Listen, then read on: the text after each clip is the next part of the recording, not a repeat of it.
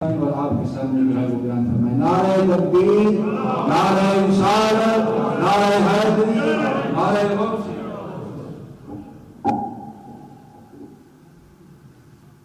बिस्मिल्लाहिर्रहमानिर्रहीम। अल्हम्दुलिल्लाहि हम्द शाकिरीन वस्सलातु वस्सलामु अला अशरफिल अंबिया'i सय्यिदिना मुहम्मदिन व अला आलिहि व सहबिहि अजमईन।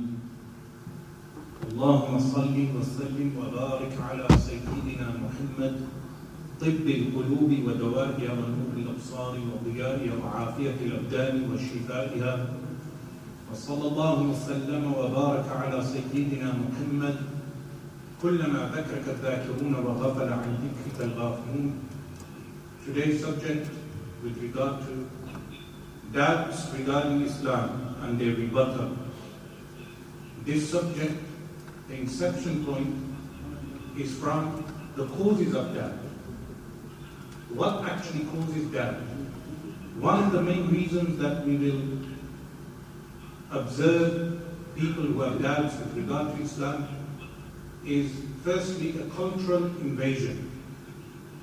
A cultural invasion entails that the mind is affected by whatever dominant superpower you have that has hegemony over the world in terms of political or militarily or economically across the globe.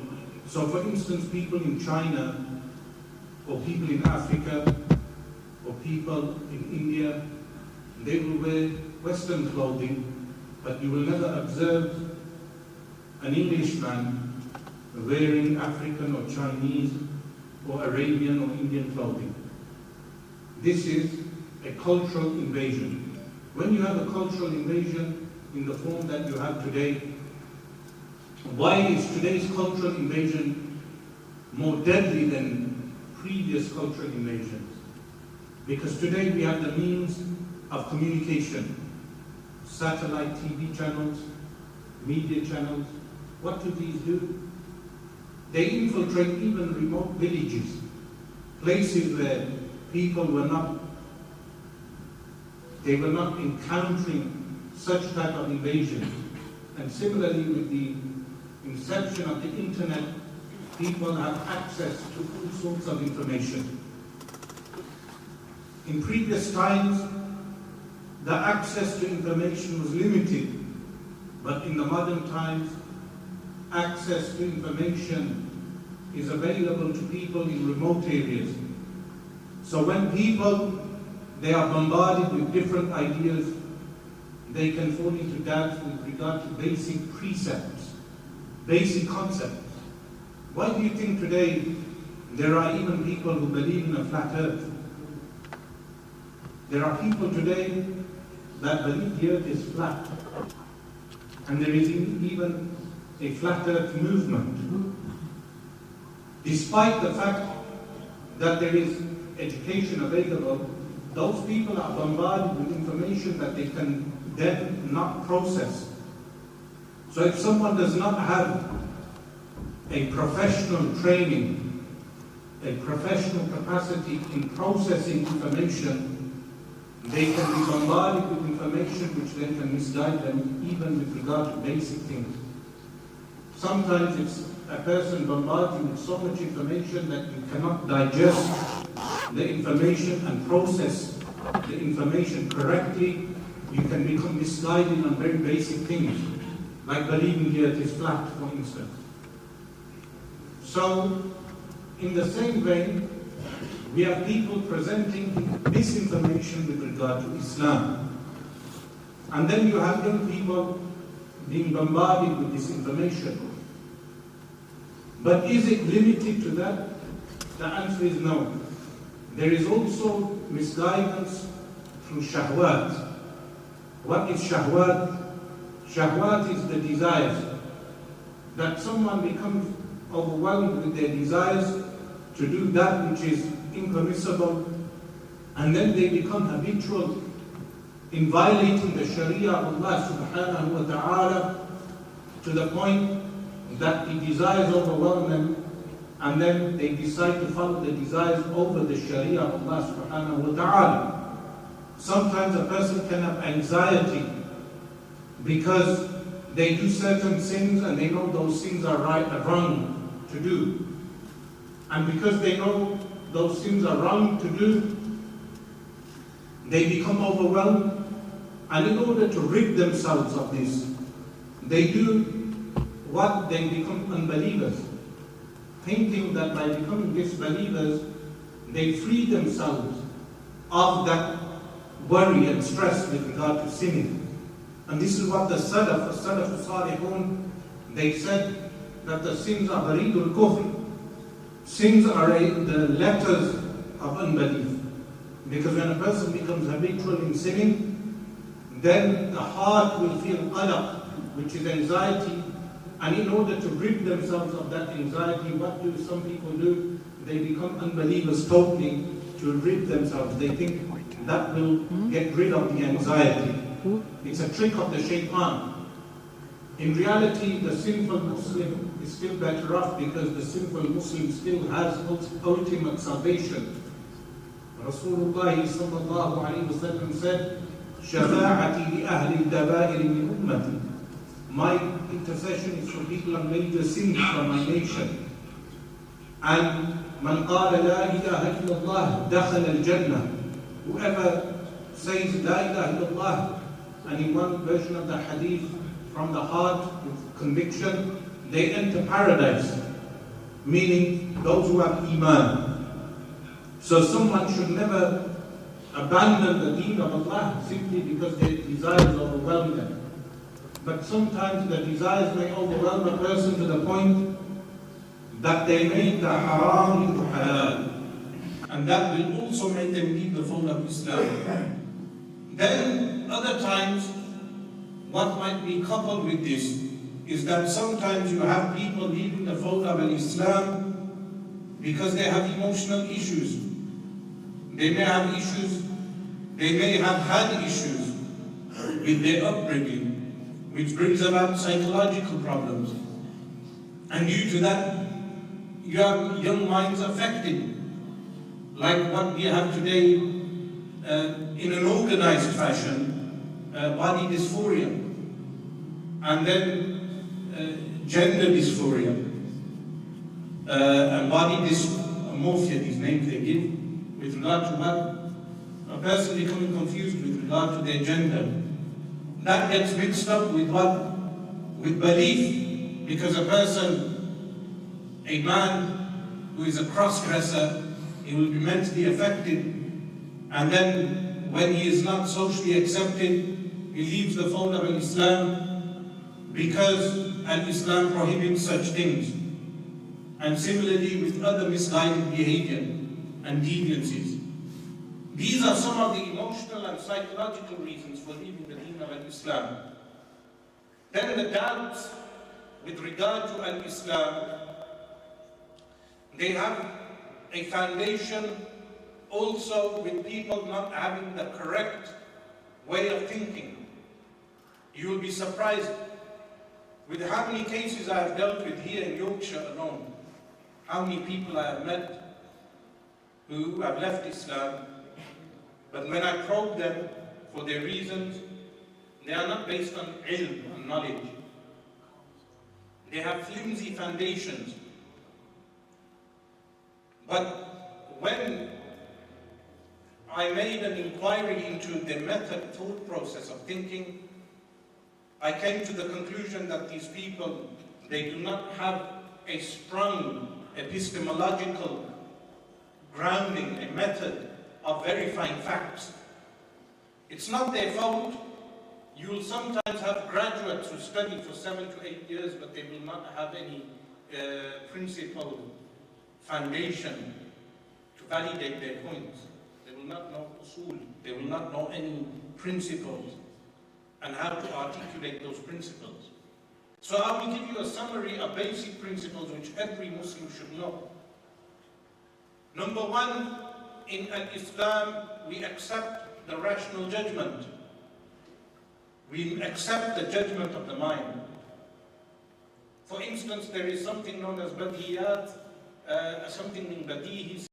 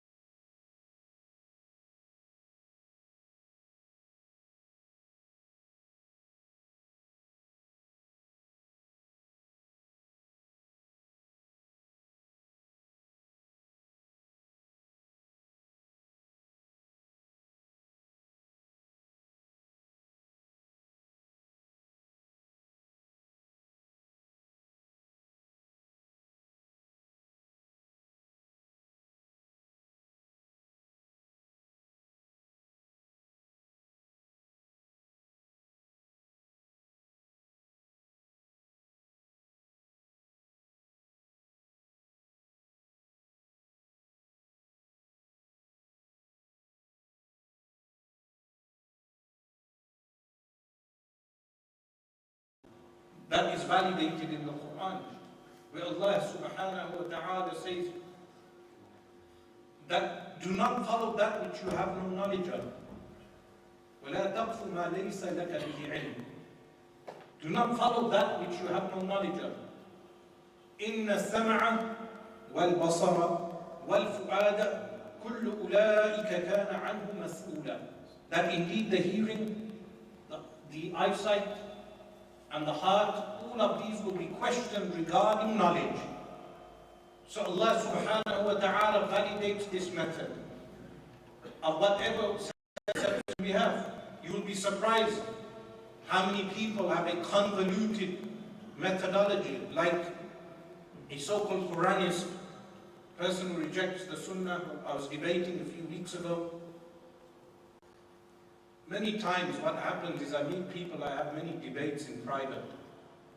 But what happens afterwards, when those debates are not recorded, afterwards those people will claim a victory, which is a mistake of mine. I should always record the debate. But nevertheless, I had a debate with a Quranist only a few weeks ago. And a simple question came up. That question I said, because he was claiming the earth is flat. And don't get that mixed up, because there are so many students of knowledge who sometimes say, didn't Al-Imam Ahmad Rida Khan believe in a flat earth? Please get your facts right. At least read his works. So many of these graduates, they probably haven't even read 5 Arabic works of Imam Ahmad Rida Khan, rahimahullah. I would be surprised even if they understand 1 Arabic work of his. Because he was a high-level theologian, high-level mutakallim. When you read his books of kalam, he mentions the stationary earth, which is something totally different. Not a flat earth. And interestingly enough, Ibn Hazm, the Andalusian scholar, he mentions ijma', consensus on qurbiyatul ard, the roundness of the earth. And Abu al-Abbas Ahmad bin Taymiyyah, well-known scholar, he also affirms that. He affirms the roundness of the earth. Al-Imam Fakhruddin al-Razi, rahimahullah ta'ala, the author of the tafsir, he also discusses the roundness of the earth. So don't get this mixed up. Flat earth was only ever mentioned by a minority of ulama. A minority. So I said to this flat earther, because he said, look, we observe the earth, we do not see that the earth is round. So I said to him, okay, when we have a lunar eclipse, what we observe, the full moon, you will observe that the earth comes between the sun and the moon. What will you observe on the surface of the moon? You will observe the roundness of the earth.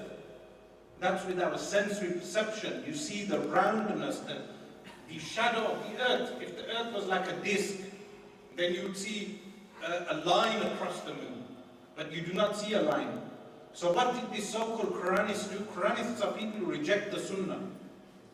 He said, our eyesight could be deluded. Our eyesight could be deluded.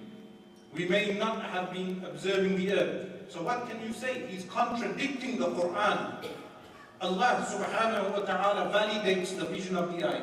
Inna sam'a hearing, wal basara, the eyesight, wal fu'ada, the heart, kullu ulaika kana anhu mas'ula. All of these will be questioned with regard to knowledge. So Allah subhanahu wa ta'ala gives us this methodology. How many times in the Quran is the verb yatafakkarun, or what is derived from that, meaning to think? Yatafakkarun. To think is utilized in the Quran al-Kareem a minimum of 18 times. Yatafakkarun. And ya'qilun, to utilize the intellect over a minimum of 50 times in the Quran. So we are supposed to think. We are meant to utilize our minds. Ya'qilun. Note that it's a verb. Ya'qilun. The verb is for active tense, meaning actively use your mind. So the mind is validated in the Quran. The eyesight and the vision and hearing is validated in the Quran. But also khabar. What is khabar? How we have valid reports coming to us. When some report comes to us, which relates to observation, people observe something, we validate that thing, as long as it does not contradict the mind. Now when we enter into the discussion of doubts regarding Islam, some people, they will pick up on a verse of the Quran. This is the common feature with all the YouTubers, with all the people presenting doubts. They either pick a verse of the Quran or a hadith of the Prophet ﷺ and attempt to place the doubt in the mind of the believer with regard to that verse or the hadith. An example, they will say there is a hadith which mentions that the sun every day, it takes permission from Allah subhanahu wa ta'ala when it goes underneath the throne to prostrate. It prostrates under the throne and it takes permission from Allah. And they say, how can the sun prostrate? A simple objection that can place a person in doubt with regard to his deen. But if you have the correct methodology, the correct methodology is what? That anything that Allah subhanahu wa ta'ala informs us of, that we cannot perceive with our sensory perception, it has a modality, a quiddity that is real in that realm. That's a rule. If we cannot perceive something, it has a reality in that realm. But when the word sajda, prostration, is used for inanimate objects, like the Quran informs us that the sun and the moon and so many various things, they perform sajda to Allah. That does not entail sajda the way a human being performs sajda. Like if I said an inanimate object like a pen is performing sajda, you may observe the pen, but the pen, it doesn't mean that the pen bows down onto the ground with a supposed forehead like a human being. It means what? That it is subjugated to the power of Allah. So what that means is that the sun is subjugated at all times to the power of Allah. And what does it mean to be under the throne? The entire seven heavens is under the throne of Allah subhanahu wa ta'ala. So the sun is always under the throne. Like this, when you come across hadith in Sahih al-Bukhari or Sahih al-Imam Muslim, and it relates to the unseen, there is a simple rule. Number one, is everything that exists observable by our faculties? The answer is no. So that which is not observable by our faculties, is it possible? The answer is yes. Meaning like paradise, hellfire, news of the unseen, akhbar al-ghayb, like the height of Adam alayhi salam, these type of hadith. Because we do not observe it, does it mean it is unreal? The answer is no. Has it been disproven by science? And that makes us enter another aspect of doubts with regard to Islam. Is there an actual clash between science and Islam? The answer is no. The claim that science can resolve all problems is known as scientism. What is scientism? Scientism is resorting to science for everything. Is this a valid way of living our lives? The answer is no. Because there are so many ethical questions that science can never answer. How Islam defines science is in a limited way. That science is experimentation with the material realm. Whatever exists in the material realm, experimentation for the benefit of humankind, which gives us the resultant of what various inventions and technological means that we have today. But can science dictate to us an ethical and moral code? The answer is no. For instance, we know incest is wrong, but do we know that through science? The answer is no. People who make their ethics and morals based upon science, they will come out with contradicting morals, contradicting precepts, contradicting principles. They will come out with things which are absurd, and they have done so. Validating bestiality, validating incest, validating so many harmful things to humanity. But in Islam, we treat science as what? As something to do with the material world, but not to take our morals and ethics from it. Islam informs us with regard to the metaphysical realm. What is the metaphysical realm?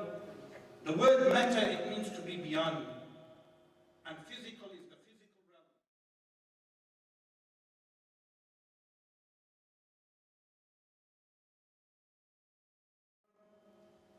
From Alam al-Arwah, the world of souls. Where did life itself come from?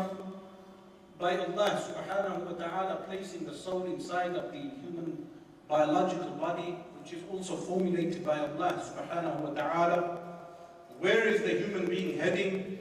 He is heading towards the barzakh, the world beyond this plane. And then from the barzakh to al-hashar, to the plains of the resurrection. And then to paradise, al-jannah, or al-nar, hellfire.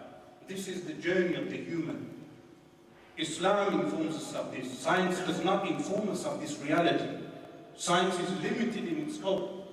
Yet there are some young Muslims who become so deluded, but when you probe them, you will realize how ignorant they are actually of science itself. Because real scientists, aside from the hardline atheist Richard Dawkins types, the real scientists will know the limitations of science. They will inform you of the limitations science actually has. But they will also be able to tell you that science has nothing to say regarding so many things, like governance. How do you govern a city? Governance, not everything to do with governance relates to science or scientific research. So the scope of science, young Muslims and elderly Muslims should not be deluded with regard to the scope of science. Then, some Muslims, they face the problem of facing humanist philosophies as an alternative to Islam. How they say that Islam violates human rights. How does Islam theoretically, according to them, violate human rights?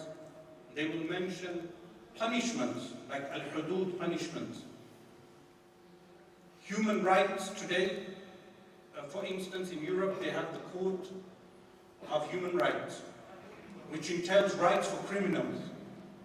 You have criminals in the British justice system who were disappointed when Britain Brexited, Britain left the EU because criminals cannot apply for human rights. When in Islam we have a different concept. In Islam we have the concept of حقوق العباد. What is حقوق العباد? Note the difference. حقوق العباد is the right of the servants. The humans are defined as servants. But what are they servants of? Are they servants of a system? The answer is no. Are they servants of the Caliph? The answer is no, because the Caliph himself is from the Ibad. They are servants of Allah. And where do the rights come from? They come from Allah. So this is a major distinction. In humanist philosophy, the rights come from humans to humans, which changes every 70 years. Today, the tranny has rights. In 70 years from now, someone else may have different types of rights. Today, 70 years ago, the tranny never had rights. But this is what the changing human rights that occur every so often. But we as Muslims, what does our deen inform us of? It informs us of what is known as حقوق العباد, the rights of the servants dictated to us by Allah, the creator of humanity. This is why for us 1400 years ago, when Allah subhanahu wa ta'ala, over 1400 years ago, the Quran was revealed and the Sunnah was delivered, the Quran gave various rights to everyone, including the slave. The racial division was abolished. Before the abolition in America, the racial divisions within Arab society, those were abolished. Similarly, the rights of women were given before the Chartists and before the suffragettes. Before the suffragettes movement, Surah An-Nisa was revealed, the chapter of women, where women were given rights. That is why the chapter is referred to as the chapter of women, because the women were given the rights of inheritance laws, حقوق الميراث, the rights of inheriting, and they were given various other rights. The denigration of women was revoked over 1400 years ago when Allah subhanahu wa ta'ala revealed Surah An-Nur, where Allah subhanahu wa ta'ala revealed the rights of women of what? Protecting their chastity. So the hijab and the jilbab was not seen as a means of oppression, because in Muslim society, when a woman was wearing the niqab or the jilbab, she was known as being a free woman. Of course, in the modern age, this was overturned. We live in an inverted society, that the free woman is deemed the woman who walks around naked. But in Islam, it was the woman who was covered. Why? Because of her modesty and her chastity, she was protected. So we live in inverted times, that people discuss human rights, but they will not discuss the right of Allah. They will discuss human laws, but they will not discuss the law of Allah. When they say human rights, we say حقوق العباد, the rights of the servants. So those people who are affected by humanist philosophies or philosophies which have a moral code which changes, a relative moral code that changes every so often, they should realize that Islam has those rights which are fixed throughout time.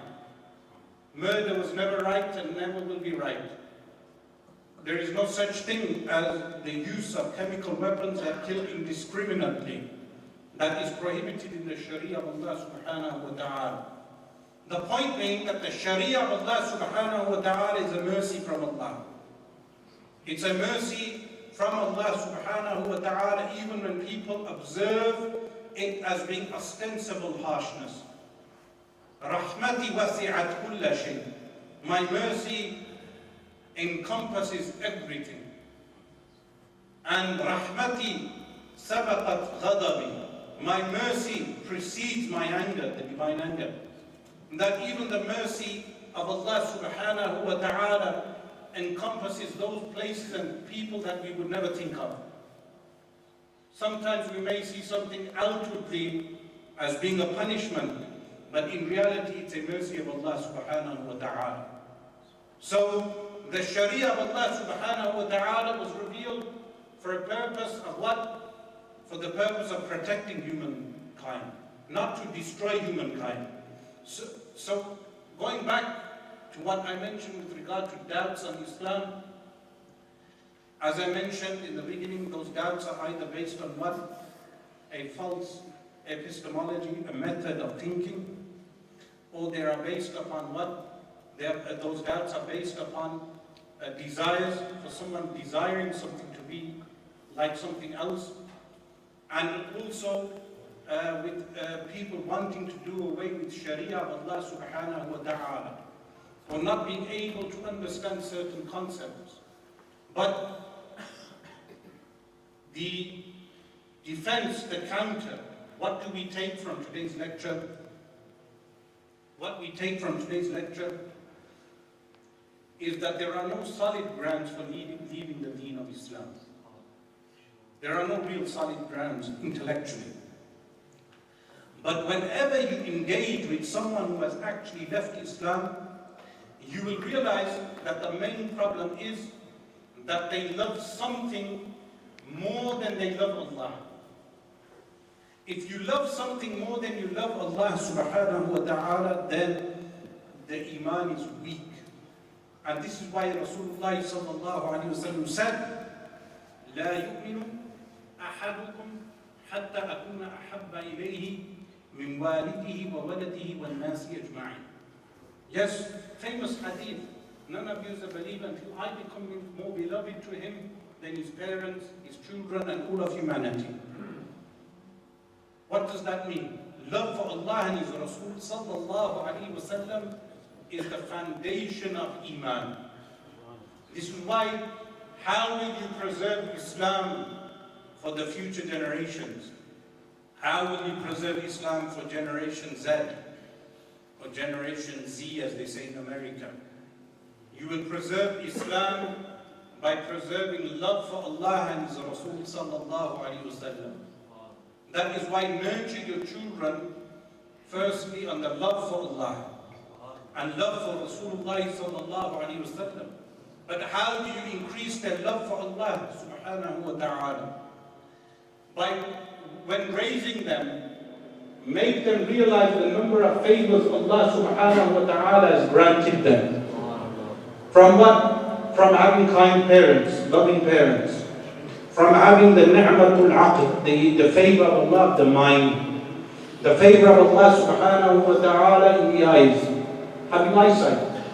The favor of Allah subhanahu wa ta'ala in having good health. The favor of Allah subhanahu wa ta'ala in having fresh water to drink and to bathe oneself. Nurture them on love of Allah subhanahu wa ta'ala. And then the love of Rasulullah sallallahu alayhi wa sallam. And that is how we will preserve the iman of future generations. I ask Allah subhanahu wa ta'ala to enable us to preserve our iman and to keep us steadfast on the Quran and Quran al-Kareem and the Sunnah of Rasulullah sallallahu alayhi wa sallam.